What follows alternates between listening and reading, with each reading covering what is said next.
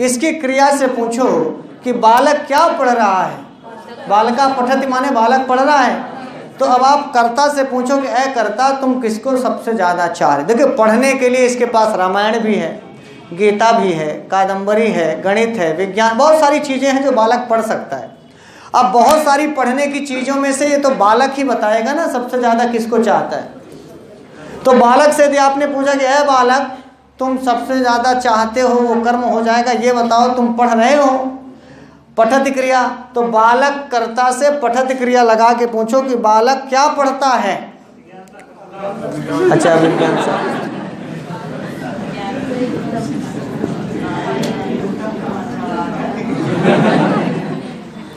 ये इसका ईप्सिततम होगा। ये क्या होगा? किसका ईप्सिततम? तो बालक का जो सबसे ज्यादा ईप्सिततम होगा वही क्या होगा? और जो कर्म होगा उसमें, जो कर्म होगा उसमें, समझ में आ गया? बस 2-3 उदाहरण से और देख लीजिएगा। कौन अभिज्ञान शाकुंतल बोला था भैया जी? आपका नाम क्या है? हाँ, शिवदत्त।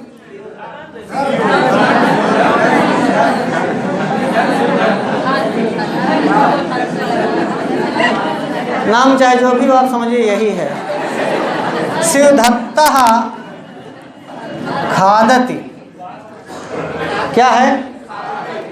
करता है ये, क्योंकि खाने की क्रिया को संपन्न कर रहा है। अब शिवदत्त से ही पूछिए ये करता है, सूत्र लगाइएगा, कर्ता को जो सबसे ज्यादा ईप्सिततम, ईप्सित भर नहीं, ईप्सित की बात नहीं हो रही है, ईप्सिततम। अच्छा ये कर्ता डिसाइड, जैसे मान लीजिए खाने वाली चीज ही बफर सिस्टम में लगी हो, बफर सिस्टम में खूब सारा चीज लगा है, तो जो कर्ता होगा वहां देखना वो ईप्सिततम ढूंढता है अपना।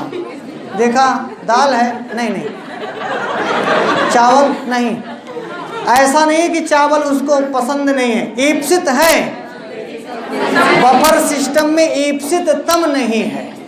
यदि कोई न्योताहरी गया है अब बफर सिस्टम में, सबसे पहले जिसको खाएगा समझना यही इसको ईप्सिततम है। बात समझ में आया? बहुत सारी चीजें खाने की लगी हैं लेकिन वो ईप्सिततम को ढूंढेंगे। इसका मतलब बाकी चीजें भी ईप्सित हैं। हो सकता है लास्ट में थोड़ा का एक कलछुली दाल ले, ईप्सित है, हो सकता है ले, हो सकता है चावल भी ले, लेकिन गुरु पहले ढूंढेगा। अच्छा मान लो सीधे थाली नहीं उठाया, बोले कि पहले जो है ना आइसक्रीम, पहले आइसक्रीम, इसका मतलब उसको खाने की क्रिया में या चाटने की क्रिया में सबसे ज्यादा आइसक्रीम, चाटने के लिए चटनी भी है, चाटने की चीजें और भी थी, खाते हैं उसको भी। तो ये बड़ी बात होती है कि कर्ता डिसाइड करेगा कि उसको सबसे ज्यादा क्या ईप्सिततम है, वही कर्म होगा और उसी कर्म में द्वितीया लगेगी। ये आपको ध्यान रखना है। कर्ता को ईप्सिततम, ईप्सित नहीं ढूंढना है, ईप्सिततम ढूंढना है। क्या ढूंढना है? और ईप्सिततम मिल जाए तो समझना कर्म मिल गया, और कर्म मिल जाए तो समझना द्वितीया लगानी।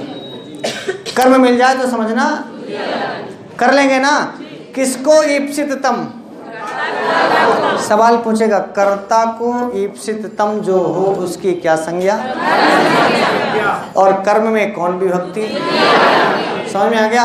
अब इन्होंने उदाहरण दिया है, क्या एक उदाहरण दिया कि कर्ता की चा अभिप्राय, ये मासे स्वस्वम बधनात् लिखा है, उड़द के खेत में घोड़े को बांधता है। ये समझ में आ गया? ठीक है। अपने घर में लोग ईप्सित भी खा लेते हैं, दूसरे के घर में लोग ईप्सित तमें ढूंढते हैं और लोग पूछते हैं का खावे है, का बनाई लल्ला। तो जब अपने घर में नहीं खा रहा है तो सोचा था यहीं बनाए, ससुराल में बड़ा मुगौरा बने बड़ा। ठीक है, आ गया ना? लिखा है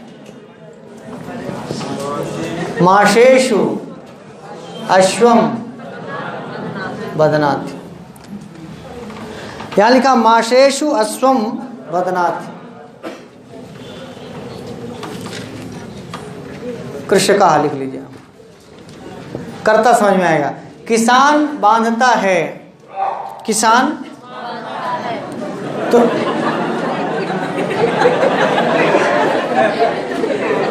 किसान रूपी कर्ता अपने बंधन रूपी क्रिया से सबसे ज्यादा किसको बांधना चाह रहा है? किसको बांधना चाह रहा है?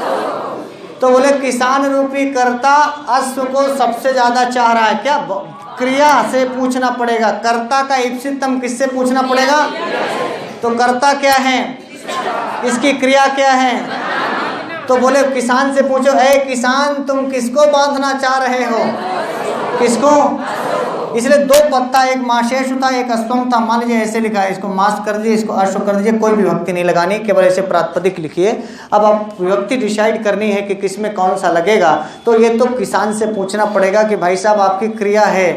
तो यदि किसान कहे बदनाती, किसको बांधना चाहता है? किसान बताए घोड़े को बांधना है। यदि घोड़े को बांधने को कहता है, इसका मतलब किसान को बांधने रूपी क्रिया से सबसे ज्यादा वह घोड़े को बांधना चाह रहा है। तो घोड़ा कर्म होगा और कर्म में तो अश्वम की विभक्ति डिसाइड हो जाएगी द्वितीय लगानी। समझ में आ गया? अब यहाँ पर यह बताया गया है ना कि घोड़े को क्या ईप्सिततम है, घोड़े को क्या ईप्सिततम है। तो इन्होंने कहा कि यदि हम कर्तु नहीं कहते, केवल ईप्सिततमम कर्म कहते, ईप्सिततमम, तो यहाँ घोड़े को सबसे ज्यादा ईप्सित था उड़द, मतलब वो चाहता कि मैं उड़दा चरूं। किसान चाहता है कि मैं घोड़े को बांधूं कि उड़दा ना चर पावे। अब घोड़ा चाहता है कि मुर्दा चरे। तो यदि ईप्सित तमम कर्म कहते तो अश्व का ईप्सित तम क्या हो जाता? क्या हो जाता भाई? कर्ता नहीं लिखते यदि, तो अश्व को भी तो ईप्सित तम मास हो जाता उड़द। तो यहाँ भी तो सूत्र लग जाता कि ईप्सित तमम कर्म, तो मास भी तो कर्म हो जाता। समझ में आया? तो और पद कर्म ना हो जाए इसलिए लिखा कि कर्ता को जो ईप्सित तम हो वो कर्म होगा। यहाँ कर्ता किसान है और किसान को बांधना किसको है? इसलिए किसान को ईप्सितम अश्व है, इसलिए अश्व की कर्म संज्ञा हुई। अश्व को ईप्सितम मास है, इससे कोई मतलब नहीं। समझ में आ गया? अच्छा, जैसे मान लो किसान उड़दा काटी रखी हो, अब वो खेते में गया है, उड़दा बांध है, उड़दा को बांध के खलिहान ले जाएंगे। अब किसान मान लो आया है क्या बांधने? भाई उड़द कटी रखी है तो बांध करके खलिहाने ले जाएगा ना। अब किसान को ईप्सितम क्या है? उड़द बांधना है। बंधनाती क्रिया यहाँ भी है, बांधता है। अब बोझ बांधता है किसका? उड़दा का। तो ऐसी स्थिति में किसान इस कर्ता को बंधनाती क्रिया से सबसे ज्यादा ईप्सितम माश होगा, तब माश की कर्म संज्ञा होगी, अश्व की नहीं। वो मास बांधेगा, घोड़ा में लादेगा। मान लो घोड़े में लाद के ले जाने वाला हो वो, इसीलिए कहा कर्ता को ईप्सितम। अच्छा, माशेष अश्वम बधनाति में ये बता रहे थे कि घोड़े को ईप्सितम है क्या, लेकिन घोड़ा कर्ता नहीं है। लेकिन घोड़ा, समझ में आ गया? तो कर्ता के ईप्सितम की कर्म संज्ञा करनी है, बाकी किसी के ईप्सितम कुछ भी हो उनसे आपका मतलब। इसलिए सूत्र में लिखा कर्तुः ईप्सिततमम, कर्तुः। ठीक है? अच्छा, अब एक उदाहरण आप आगे जाएंगे ना तो एक और मिलेगा, पैसा ओदनम भुंगते। क्या लिखा है? इसको भी ये माशेष अश्वम बदनाति क्लियर हो गया ना। अब देखना, बालकः, मैं कर्ता अपनी ओर से लिख देता हूं ताकि आपको क्लियर रहे।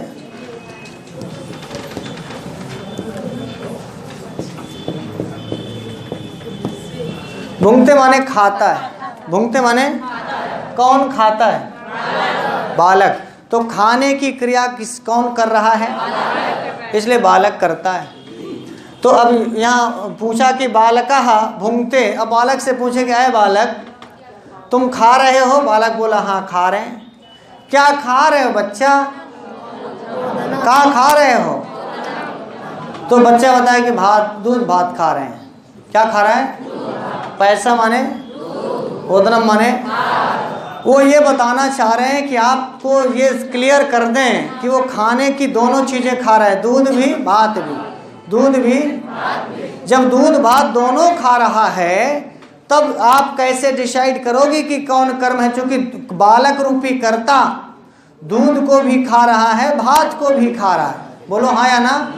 तो यहाँ बोले ऐसी स्थिति में हम कर्तु ही ईप्सित तमम कैसे जानेंगे, कर्तु ही ईप्सित तमम कर्म हो, इस परिभाषा को कैसे जानेंगे। तो पाणिनि ने कहा कि दूध और भात खा रहा है, ये कर्ता बताएगा। कर्ता से पूछा जाएगा कि उसको ईप्सित नहीं ईप्सित तम क्या है। यहाँ ईप्सित और ईप्सित तम बताना है, ईप्सित और या भाई ऐसा बहुत बार होता है, जैसे मेरे साथ हुआ है, मैं अपनी घटनी सच्चा घटनी बताऊं, फिर यदि आपको समझ में आए तो बताना इसको। पहले ना शाम को या दोपहर को बटुआ में गांव में भात बनता था। अब भी गांव में जहां बहुत सारे परिवार के लोग इकट्ठा रहते हैं, बटुआ में भात बनता है। अब ज़्यादा ही बनता है गांव में, तो 2-4 लोगों का खाना हमेशा ज़्यादा ही बनता है, खाना बच जाता है। अब जब खाना बच जाता है तो भात बच गया। जब भात दोपहरी का बना भात शाम को बच गया, और पिताजी लोग बाबा जी लोग जनरली दोपहर का बना शाम को खाते नहीं थे, तो अम्मा लोग हम लोगों को फुसलाती थी, भात झूर दें तो हम लोग खाएंगे नहीं। तो वो कहें कि हम लोग कहें कि भात खाओ, लेकिन जब सढ़ियान दूध देवे तब भात का माने डिलीवरी हो जाए, समाप्त हो जाए, ख़त्म हो जाए, इसके लिए अम्मा लोगों की भी गरज रहती थी, भाई नहीं तो रोटी हम ताजी खा। तो वो भात देती थी, साथ में दूध देती थी। अच्छा, सूख भात ठिलाएगा नहीं अंदर, बोलो, तेल से और घी से भी आप भात खाए होंगे, तो उस घी के साथ या तो चावल गर्मा गर्म हो, घी डाल के तो थोड़ा मतलब आसानी से चला जाएगा। और यदि भात बसियान है, अब फिर उसमें आप तेल नॉन प्याज या घी चाहे जितना डालो, उसको थोड़ा धंसाने में टाइम लगता है। मतलब यदि आपको अनुभव हो तो मैं बात को आगे बढ़ाऊं, तो भात आसानी से जाएगा या तो दाल के साथ या तो दूध के साथ। बोलिए हाँ। तो भात खाना ईप्सित तम है और दूध भात को अंदर ले जाने में ईप्सित है। ये जरूरी है भात अंदर आसानी से चला जाए, भात का स्वाद थोड़ा अच्छा, उसके साथ हम लोग कुछ एक्स्ट्रा चीज़ें चीनी डलवा लें, गुड़, ये सब एक्स्ट्रा है, ये सब ईप्सित है। लेकिन भात खाना ईप्सित तम है। तो जो ईप्सित तम है उसकी कर्म संज्ञा होगी, ईप्सित की कर्म संज्ञा नहीं होगी। समझ में आया? भात आसानी से खा लें, इसके लिए आप दाल ले रहे हैं या दूध ले रहे हैं या गुड़ ले रहे हैं, ये सब उसको भात को खाने में साधकतम है। क्या है? भात को खाने में साधकतम है। तो जो साधकतम होगा वो कर्ण होगा, उसमें तृतीया लगेगी। बोलो हाँ। और जो ईप्सिततम होगा वो कर्म होगा, उसमें द्वितीया लगेगी। जो ईप्सिततम होगा वो कर्म होगा, उसमें द्वितीया लगेगी। और भात को अंदर ले जाने में, स्वाद को बढ़ाने में, आराम से नीचे चला जाए, पच जाए, आप अच्छे से खुशहाली खुश होकर के खा लें, इसके लिए भात को खाने में या पचाने में या अंदर ले जाने में या चाव या स्वाद पैदा करने में, इन सब में वो साधकतम हो रहा है दूध। साधकतम हो रहा है क्या? सहायक है क्या? जो साधकतम है वो तो करण है, जो साधकतम है वो तो, और जो ईप्सिततम है वो कर्म है। इसीलिए कर्म में द्वितीया और साधकतम में कर्ण और तृतीया। इसीलिए कहा बालकः पयसा, दूध से ओदनम भूंगते, दूध से भात खाता है। समझ में आ गया? दूध से, ये तो केवल और केवल कर्ता डिसाइड करेगा। क्या करेगा? ये सूत्र पढ़ाया जा रहा था, एमए की कक्षा थी, काशी हिंदू विश्वविद्यालय यानी बीएचयू में हम लोग बैठे थे। एमए प्रीवियस में हमारे सर पढ़ा रहे थे।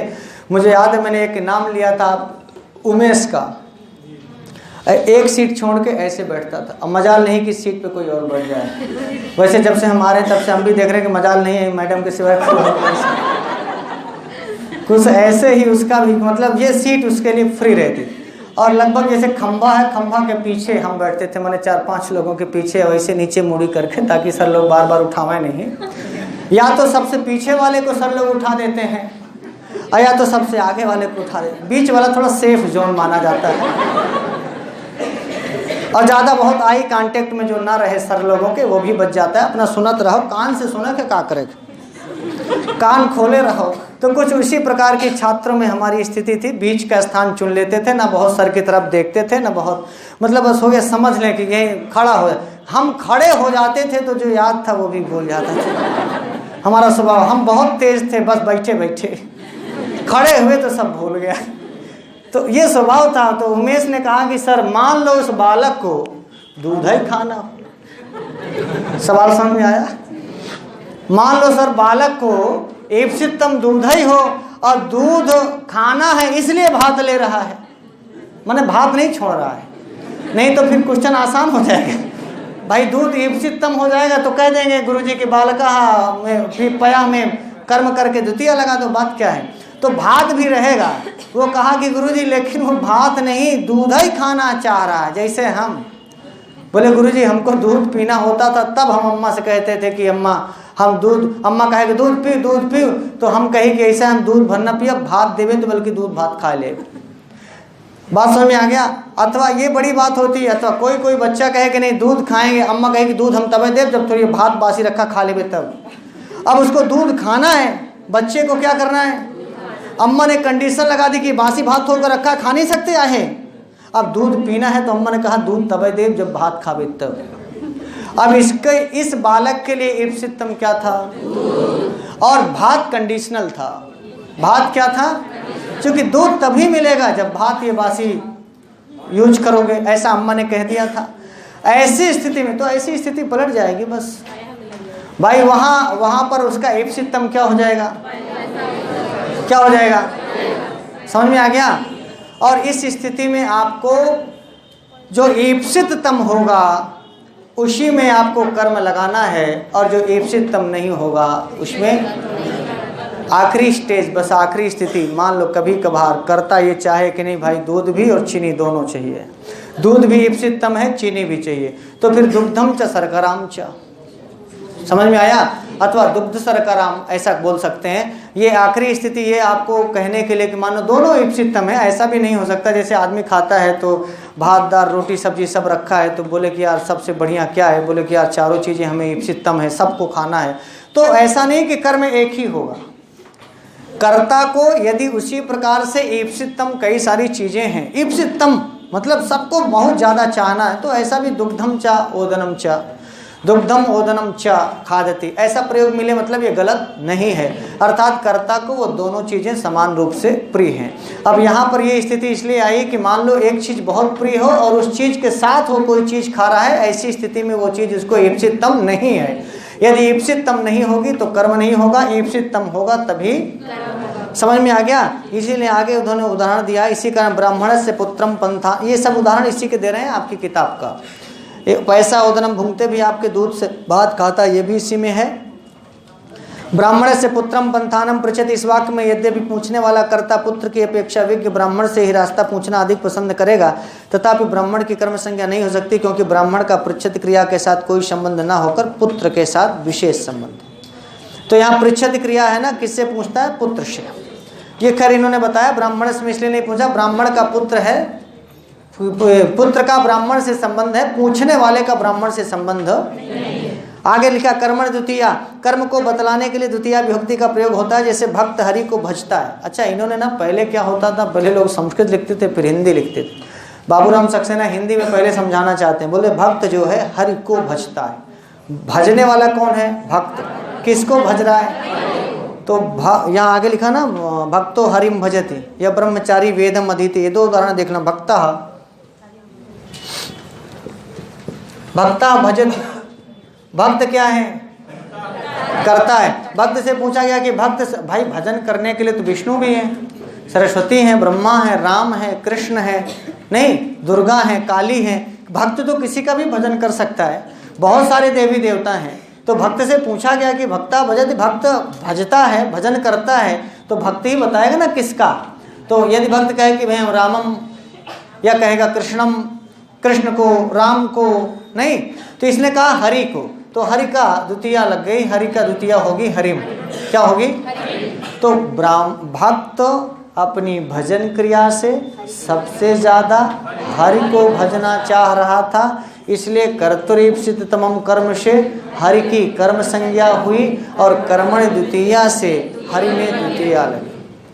कर्मण द्वितीया से, अब मान लीजिए भक्त कहता कि नहीं हरि को नहीं कृष्ण को भजेंगे, तब तो भक्त रूपी कर्ता अपनी भजन रूपी क्रिया से सबसे ज़्यादा ईप्सिततम कृष्ण हैं, इसलिए कृष्ण की कर्म संज्ञा और उस कर्मण द्वितीया से तो कृष्णम भजति ऐसा वाक्य प्रयोग हो जाएगा। ठीक हो गया। और लिखा ब्रह्मचारी वेदम अधीते, ब्रह्मचारी वेदम, ब्रह्मचारी बोलिए,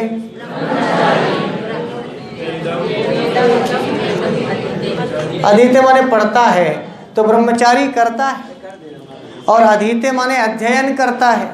तो ब्रह्मचारी सबसे ज़्यादा, भाई ब्रह्मचारी उपनिषद भी तो पढ़ सकता है, आरण्य ग्रंथ भी तो पढ़ सकता है, कादम्बरी कथा भी तो पढ़ सकता है, महाकाव्य भी तो पढ़ सकता है, रामायण भी तो पढ़ सकता है, महाभारत भी तो पढ़ सकता है, लेकिन ब्रह्मचारी बताएगा ना ये करता है, तो कर्तु ये क्या है, और जो ईप्सित तमम कर्ता को जो, तो यहाँ लिखा भाई इस ब्रह्मचारी को सबसे ज़्यादा प्रिय है क्या, इसलिए वेदम में क्या हो जाएगी, हाँ, और चूंकि वेद ही हो जाएगा कर्म, कर्तु माने ब्रह्मचारी को, कर्तु माने ब्रह्मचारी को, ईप्सिततम माने सबसे ज़्यादा। अच्छा क्या है ईप्सिततम, भाई पढ़ रहा है तो पढ़ने में सबसे ज़्यादा पसंद क्या है, यदि सबसे ज़्यादा पसंद उपनिषद होता तो उपनिषद की कर्म संज्ञा होकर द्वितीय लग जाती है। माने किसी ब्रह्मचारी को सबसे ज़्यादा अच्छा गीता लगती है, तो गीता कर्म उस ब्रह्मचारी उस कर्ता के लिए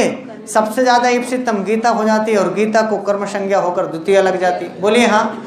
या किसी ब्रह्मचारी को ब्राह्मण ग्रंथ, आरण्य ग्रंथ या महाभारत या रामायण, ये तो कर्ता ही बताएगा कि उसको ईप्सिततम क्या है, कौन बताएगा, इसीलिए सूत्र याद रखना, कर्तु ईप्सिततमम कर्म, इसीलिए ईप्सिततमम भर नहीं लिखा कर्ता को। आपसे पूछा गया कि आप लिख रहे हैं, किसी ने पूछा क्या लिख रहे हो, तो भाई आप श्लोक लिख रहे हैं कि पत्र लिख रहे हैं कि कोई महाकाव्य लिख रहे हैं कि कोई शेरो शायरी लिख रहे हैं कि कोई भजन लिख रहे हैं कि राम का नाम लिख रहे हैं कि अपना नाम लिख रहे हैं कि अपनी वाली का नाम लिख रहे हैं।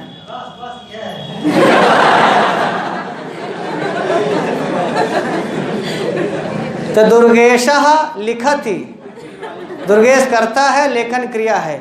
अब सबसे ज्यादा जिसका नाम लिखना चाह रहे हो, ये तो वही बताएंगे, तो कर्ता ईप्सिततम वही है ना, कर्ता को जो ईप्सिततम होगा वही कर्म होगा। ठीक है, मैं नाम नहीं पूछूंगा, आचार्य जी थोड़ा इतना मर्यादा बचाए रखिएगा, कर लेंगे इतना। आगे देखिए, तथा युक्तम चानीप्सितम, क्या लिखा है, कहा कुछ पदार्थ ऐसे भी होते हैं ना जो कर्ता द्वारा अनीप्सित होते हुए भी ईप्सित ही की तरह क्रिया से सटे रहते हैं, उनकी भी कर्म संज्ञा होती, जैसे ओदनम भुंजानो विषम भूंगते। तथा युक्तम माने उसी तरह, तथा युक्तम माने जैसे कर्तु ईप्सिततमम, वैसे ही ये भी यदि ईप्सिततम हो जाए, अनीप्सित भी ईप्सित हो जाए, लिखा ना तथा युक्तम चा अनीप्सितम। अनीप्सितम माने, अनीप्सितम माने, अनीप्सितम माने जो ईप्सित ना हो, जिसको वो चाहता, जिसको वो पसंद ना करता हो, लेकिन फिर भी उसी के साथ उसी की तरह उसको भी करना पड़ जाए, तो ये अनीप्सित भी यदि ईप्सित की तरह हो जाए तो उसकी भी क्या होगी। अच्छा, उदाहरण बड़ा सुंदर सा इन्होंने लिखा, क्या, ओदनम भुंजानो, लिखना नाम चाह रहे थे दुर्गेश का, लेकिन नहीं लिखेंगे क्योंकि जहर देने की बात है, इसलिए। ठीक है, सह ओदनम भुंजानो माने भुंजाना, कर लीजिए आपको समझ में आएगा। भूंगते की जगह खादत लिख लीजिए और आसान हो जाएगा। भूंगते माने भी खादत ही होता है।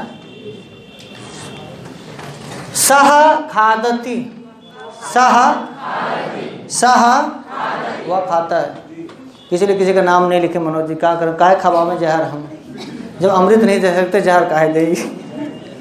तो बोले सह खादती, वो खाता है।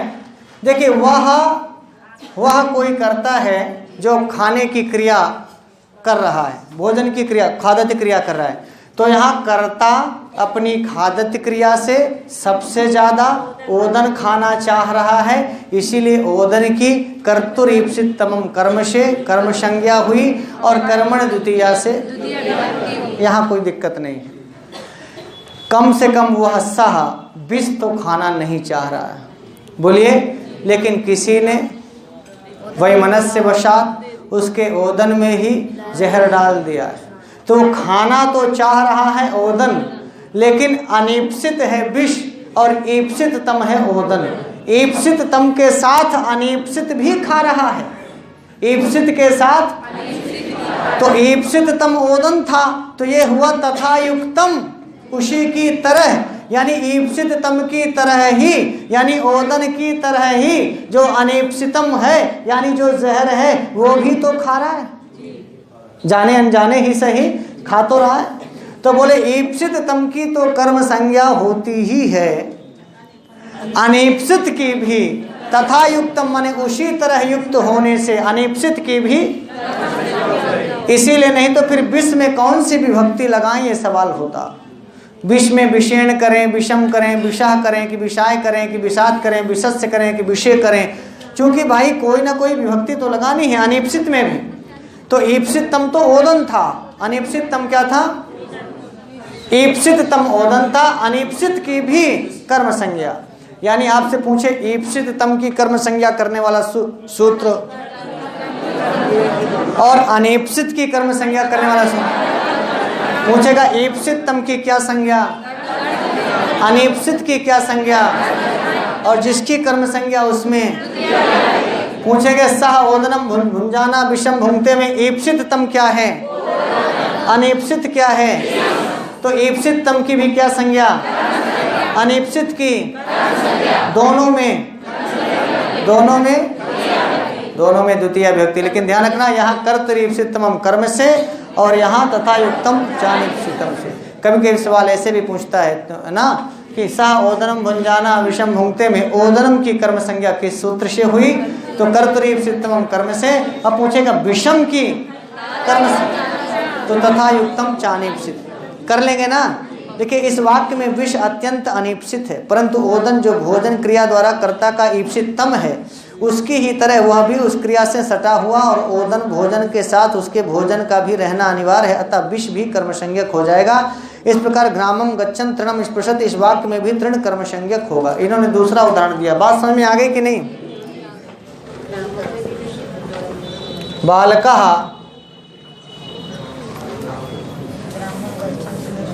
ग्रामम गच्छन तृणम स्पृशति, समझ में आ गया, गांव जाता हुआ,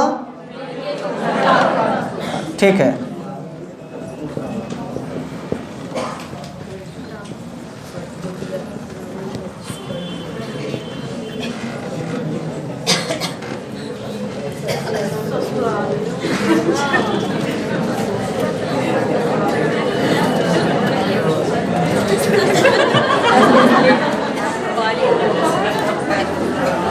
ससुराल गांव ही जाना था, हम सोचे कहूँ अच्छी जगह ले चले, थोड़ा मूड फ्रेश हो जाएगा।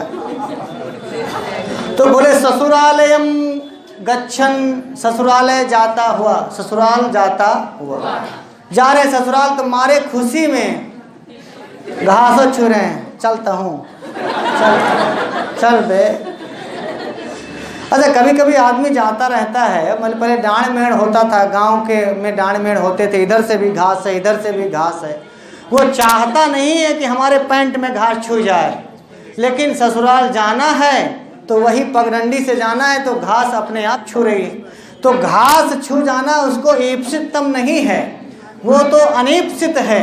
क्या है, इस घास तो छुआया जा रही, बेचारा ऐसे ऐसे कर रहा है, लेकिन इतना अच्छा मेड़न में, गांव के मेड़न में इतनी ऊंची घास होती है, और जाना यही रास्ता है, केहू के खेते में घुसबे तो टोटाई गोड़, मेड़ चलना है, मेड़ के इधर से भी घास है, इधर से भी घास है, तो घास का छूना अनीप्सित होगा ही होगा। भले ही तुम्हारे यहाँ चुरकटी घुस जाए, ये तो घास ऐसी होती है ना कि यहाँ लग गई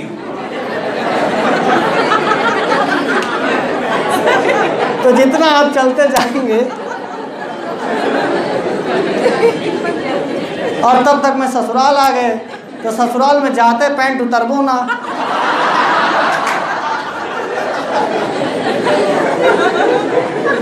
बड़ी विकट स्थितियां फंसती हैं। ये मैं तृणम स्पृशति बता रहा हूं, क्या है? तो उसका जाना कहाँ ईप्सिततम है? ससुराल। इसलिए ये कर्ता, संतोष रूपी कर्ता ससुराल जाना चाह रहा। ससुराल इसका ईप्सिततम है। ससुराल जाते समय घास छू जाना ये अनीप्सित है।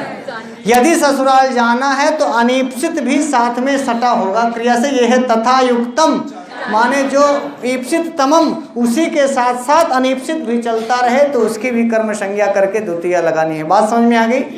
इसीलिए कर्ता संतोष जा रहा है ससुराल, और ससुराल है उसका ईप्सिततम, लेकिन साथ में तृण छू जा रही है, ये है उसका अनीप्सित। समझ में आया? अथवा कभी कभी आदमी ऐसे जाता रहता है, घास होस रहती है, ऐसे पैदल पैदल चल रहा है तो ऐसे आदमी हाथ मारता चलता है, ऐसे हाथ मारता चलता है ना। वो हाथ मारना, वो मेड़ में चल रहा है, उसका हाथ मारना ईप्सिततम नहीं है। कुछ काम आदमी अनीप्सित करता रहता है। नहीं, यहाँ भी कुछ लोग बैठे होंगे, देखे यदि रफ कापी खोले हुए तो ऐसे कुछ करते रहेंगे, कुछ कुछ कुछ कुछ करते रहेंगे, भरते रहेंगे ऐसे ऐसे ऐसे। ये ईप्सिततम नहीं था, लिखना चाहिए था उनको सूत्र। बैठे बैठे ऐसे कोनो फूल बना देंगे, कोनो पत्ती बना देंगे, और फिर धीरे से खोल देंगे। या तो किसी का नाम ही लिखेंगे, नहीं लिखेंगे नहीं, हम किसी का नाम लिखेंगे, उसमें खूब फूल पत्ती भरेंगे, अपना पूरा प्यार उड़ेलेंगे उसमें। ये कार्य अनीप्सित है। क्या है? ईप्सिततम क्या था कि आप कर्तुरीप्सिततमम कर्म लिखते। ईप्सिततम था कि आप कर्मण द्वितीया लिखते। ईप्सिततम था कि प्रातिपदिकार्थ लिंग परिमाण वचन मात्रे प्रथमा लिखते। तो कभी कभी आदमी बैठे हुए भी कुछ अनीप्सित कर्म करता रहता है। समझ में आ गया? पढ़ रहा है, किताब खोला है, कुछ लोग बैठे रहते, ये जो बजा रहे हो ये अनीप्सित कर्म है। ईप्सित कर्म हाँ आपका किताब पढ़ना, पर कुछ लोग अनीप्सित कर्म ऐसे करते रहते हैं, पढ़ते रहेंगे। ये पैरवा जो पटक रहे हैं नीचे, ये अनीप्सित कर्म है। ईप्सित कर्म के साथ कुछ ना कुछ कभी भी देखें, ईप्सित कर्म के साथ कुछ ना कुछ अनीप्सित जुड़ा होता है। इसीलिए पाणिनि ने कहा ईप्सिततम में कर्म, तो अनीप्सित में क्या? वो भी कर्म ही है। वो भी क्या है? बहुत बार आप देखेंगे, हजार उदाहरण है, चाहे जितने भी दे, मैं सिर्फ आपको ये सिखा रहा था। इसीलिए कर्तुरीप्सिततमम कर्म से भी कर्म, और तथा युक्तम चानीप्सितम से भी। देखिए वो आदमी